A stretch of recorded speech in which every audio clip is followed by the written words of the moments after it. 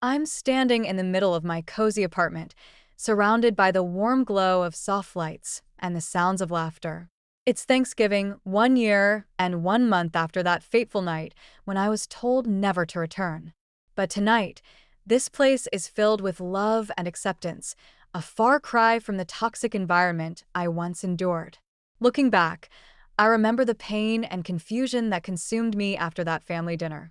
I was 28 years old, living in a small town outside of Boston. My family was part of the upper middle class, with a big house and a reputation to uphold. My father, Robert, was a successful banker, always focused on his work and climbing the corporate ladder. He was cold and distant, more concerned with appearances than with the well-being of his children. My mother, Elizabeth, was a former socialite who dedicated her life to making our family look perfect in the eyes of the community. She was controlling and critical, with impossibly high standards for all of us. I have an older brother, Alexander, 33, who followed in my father's footsteps and became a banker. He was the golden child, always praised for his achievements and his ability to fit into the mold my parents had created. Then there was my younger sister, Isabella, 25, a budding fashion designer who was constantly in the spotlight for her trendy designs. I, on the other hand, was the black sheep. I graduated from a state university with a degree in graphic design. I worked at a small local agency where I was passionate about creating unique and meaningful designs for small businesses. But in my family's eyes, my job was not prestigious enough, and my creative pursuits were just a waste of time. One crisp November evening, my mother called and announced that we were having a family dinner. She said it was important, and I could hear the formality in her voice.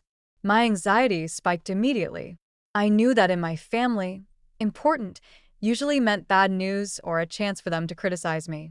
As the day of the dinner approached, I was a bundle of nerves. I spent hours picking out the perfect outfit, something that would meet my mother's approval. I straightened my curly hair and put on a conservative black dress. The drive to my parents' house felt like an eternity. I rehearsed what I would say, trying to prepare myself for the inevitable questions about my career and my lack of a serious relationship. When I arrived, I was the last one there. My mother opened the door and immediately frowned. "You're late," she said. "Traffic was bad," I replied, but she just scoffed and stepped aside to let me in. In the living room, my father was pouring drinks, Alexander was on his phone, and Isabella was chatting with her latest boyfriend. They barely looked up when I entered. I went to kiss my father's cheek, and he gave me an awkward pat on the shoulder. Dinner started with the usual uncomfortable small talk. Alexander boasted about his latest business deal, and Isabella talked about her upcoming fashion show. My father nodded approvingly, asking intelligent questions that showed his interest in their lives. When the conversation turned to me, I told them about a new project I was working on for a local coffee shop. My mother interrupted me before I could finish. "Isabella, tell your sister about the famous designer who complimented your work last week." And just like that, I was pushed aside again. The tension in the room was palpable when my mother clinked her glass to get our attention. "We have wonderful news," she said, her face beaming. "Alexander is engaged to his long-time girlfriend, Emily." The table erupted in excitement. My father opened a bottle of expensive champagne, and Isabella started talking about wedding plans. I sat there, frozen, realizing that I was the only one who didn't know about this. I asked when it happened, and Alexander said it was about a month ago. "Why didn't you tell me?" I asked, hurt in my voice. My mother quickly replied, "You've been so busy with your little projects. We didn't want to bother you." I knew it was just an excuse, a way to gaslight me into thinking it was my fault. As the dinner continued, I found out more about how left out I was. The engagement ring was a family heirloom, and the wedding was going to be a huge social event. My mother was already making all the decisions, from the venue to the guest list. When I finally got a chance to share my own good news, that I had been promoted at work, my mother just said, "That's nice, dear. But Alexander's engagement is much more important right now." I felt like a spectator at my own family's life. Then, Isabella dropped another bombshell.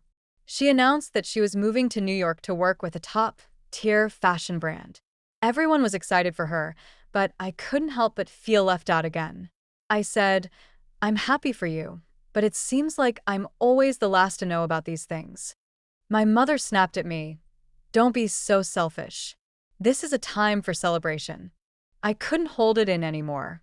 I felt the heat rising in my cheeks, and the years of pent-up frustration came pouring out. I'm tired of being treated like an outsider in my own family. Why am I always the last to know about important events? Do you even care about me? My mother's face turned red with anger.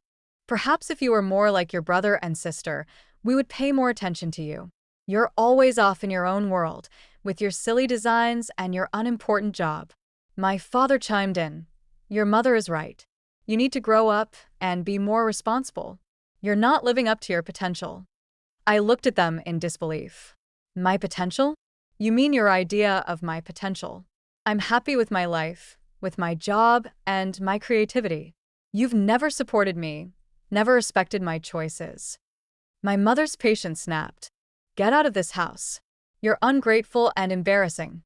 Don't come back until you learn to appreciate what we've done for you." I was stunned. I looked around the table, and everyone was silent. Alexander and Isabella were avoiding my eyes, and my father just looked down at his plate. In that moment, I realized that this family was toxic. With a new-found determination, I stood up, grabbed my coat, and said, "I'm leaving, not because you told me to, but because I deserve better. I hope someday you realize what you've lost." I walked out of the house and into the cold night. My hands were shaking, and I could barely see through my tears. I drove home in a blur, feeling a mix of anger, sadness, and relief. When I got home, I called my best friend, Lily. She lived next door to me growing up and had always been my rock. She listened to me cry and rant, and then she said, "They're the ones who are wrong. You deserve to be happy and to be with people who love and support you." Over the next few weeks, I was an emotional mess. One minute, I felt empowered for standing up for myself, and the next, I missed my family terribly. But I refused to reach out first. I knew I needed to focus on myself. Work became my sanctuary. I threw myself into my projects, and my boss noticed the change. "Your designs have a new depth to them," she said. "They're really connecting with our clients." I also met a colleague named Ethan. He was a web developer with kind blue eyes and a gentle smile. He could sense that I was going through something, and he started to check on me. We would have long conversations over lunch, and I found myself opening up to him about my family. He shared his own story of estrangement from his father, and that connection helped me heal. After a few months, I decided to see a therapist, Dr. Sophia. She helped me understand that my family's behavior was not my fault. She taught me about setting boundaries and loving myself for who I am. Then, 6 months after the family dinner, I received a text from Alexander. He asked if we could meet for coffee. I was hesitant at first, but I decided to go. When I saw him at the coffee shop, he looked tired and stressed. He apologized for not standing up for me at the dinner and for all the years of ignoring my feelings. He also told me that my father had started to have doubts about his way of parenting, and my mother was struggling with the fact that the family was falling apart. Over time, I slowly started to rebuild relationships with my family. Alexander and I became closer, and he even started to support my creative work. Isabella reached out to me, asking for my opinion on her designs. My father started coming to my work events, and I could see the pride in his eyes when he saw my designs on display. My mother, however, was still resistant to change. I maintained minimal contact with her, sending her holiday cards and short texts. But I kept my boundaries firm. Now, as I look around my apartment on this Thanksgiving night, I'm filled with a sense of peace. Ashley is here with her boyfriend. Ethan is helping me in the kitchen.